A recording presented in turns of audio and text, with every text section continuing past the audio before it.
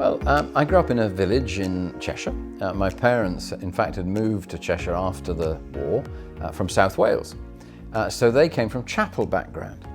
So the Methodist chapel, the Methodist church, was just a few hundred yards from our house, and I used to go to Sunday school there. But I guess like many young teenagers growing up, I got out of the habit of going to church in my teenage years. And really my faith was rekindled and came to life when I went to university.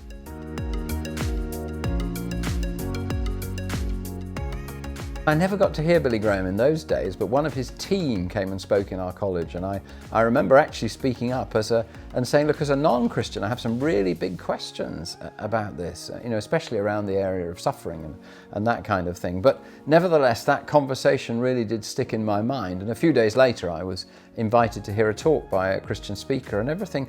I think all of those memories from Sunday school and learning the stories of the scriptures, learning the stories about Jesus, it all came together and fell into place. And I had a really strong sense of God speaking to me on that night. And that, I would say, is I look back to that day as the day when I came to a living Christian faith.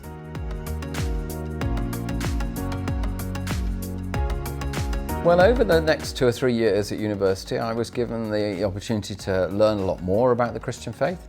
I had a college chaplain in particular who took an interest in me and gave me opportunities for leadership of one kind or another. By the time I left university, I had a job to go and work at St. Michael's Church in the centre of Paris, working with students and young people. And it was during that time that I went forward for selection to train for the ministry.